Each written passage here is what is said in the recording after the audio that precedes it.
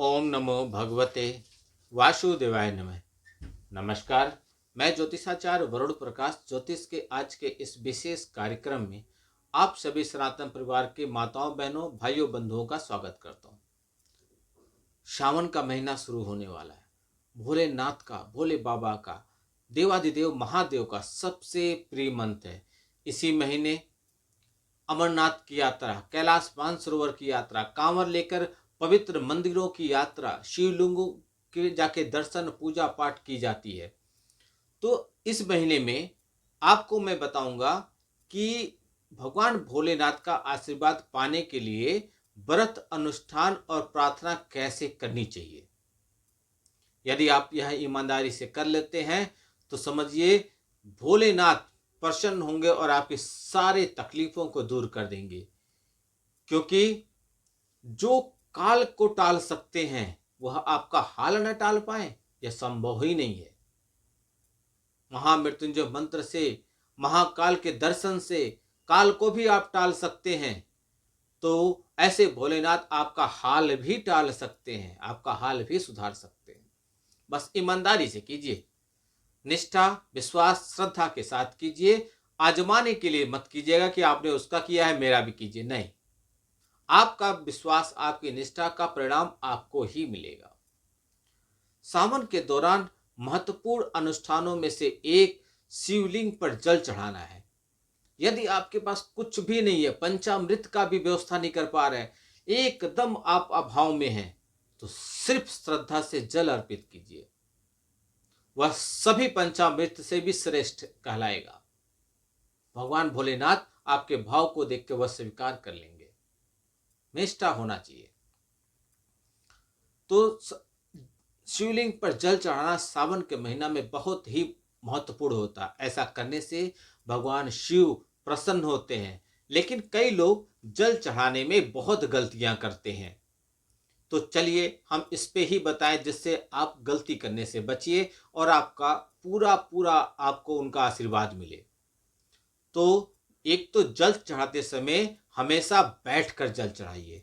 अधिकांश लोग खड़े होकर जल चढ़ाने की गलती करते हैं, लेकिन विनम्रता और समान रूप से बैठकर जल चढ़ाना सबसे उत्तम होता है।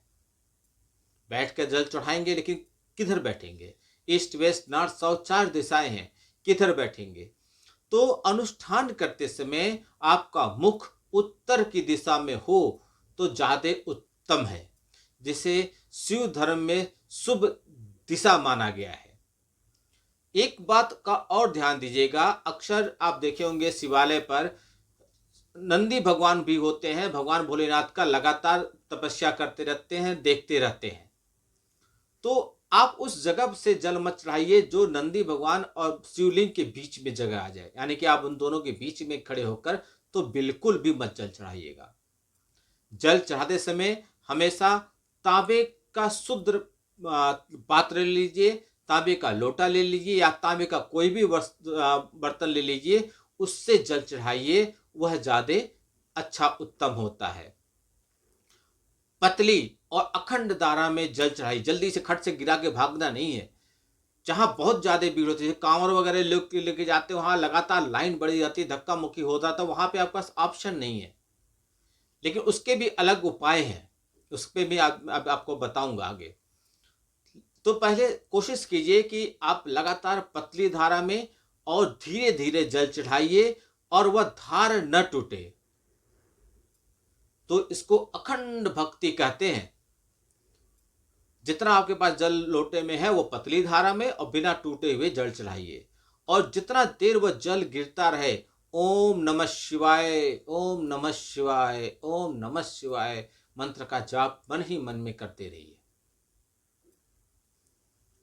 कभी भी शिवलिंग का पूरा एक परिक्रमा नहीं किया जाता है, यह आप जानते ही होंगे। शिवलिंग पर जल चढ़ाने के बाद जिस मार्ग से जल निकलता है उस मार्ग का कभी भी पार करके नाक के आगे नहीं जाना चाहिए। यदि कांवर या किसी विशेष अवसर पर शिवलिंग पर आप एक धारा और पतली धारा में जल नहीं चढ़ा पा रहे हैं तो जो भी व्यवस्था उस मंदिर की है उस मंदिर के अनुसार जल चढ़ाइए। लेकिन जल चढ़ाने के बाद जब आप वहां से हटिए, खुले और एकांत जगह में जाइए, यानी कि जहाँ पे भीड़ भाड़ थोड़ी कम हो, आपको बैठने का व्यवस्था मिल जाए, तो भगवान शिव की मुद्रा बनाइए, सीधा खड़ा होइए या सीधा बैठ जाइए। और आप कोशिश कीजिए बैठने का जगह हो, आसन नहीं है क्योंकि आप वहाँ आसन की व्यवस्था नहीं कर सकते, वो पवित्र भूमि है, आप वहाँ पे आराम से बैठ जाइए और अपनी कमर की रीढ़ की हड्डी सीधी कर लीजिए, पीठ एकदम सीधा हो, आंख बंद कर लीजिए और अपने बाएं हाथ को ऐसे रखिए, दाहिने हाथ को ऐसे रखिए और अंगूठे को शिवलिंग की तरह मानकर कम से कम 108 बार ओम नमः शिवाय, ओम नमः शिवाय, ओम नमः शिवाय, ओम नमः शिवाय ऐसे जाप कीजिए। इससे भी आपको उतना ही पुण्य मिलेगा, क्योंकि मंदिर की व्यवस्था है, आप वहां पे नहीं कर पाए तो यह कर लीजिए, पुण्य आपको बराबर उतना ही मिलेगा। लौटकर और निराश भाव से मत आइए कि हम दर्शन नहीं कर पाए, हमको बाबा का दर्शन नहीं हुआ। हुआ, वह आपको देख रहे हैं, आप भले उनको नहीं देख पा रहे हैं। बस आप श्रद्धा, विश्वास और अपनी प्रक्रिया में उसमें कमी मत कीजिएगा, त्रुटि मत कीजिएगा। यदि आप यह सब करते हैं तो भगवान भोलेनाथ का पूरा आशीर्वाद मिलेगा, क्योंकि भगवान भोलेनाथ हैं, सब कुछ दे देंगे आपको। बस विश्वास के साथ कीजिए। आपका दिन शुभ हो, भगवान भोलेनाथ का आशीर्वाद आप पे बना रहे। नमस्कार, जय श्री राम।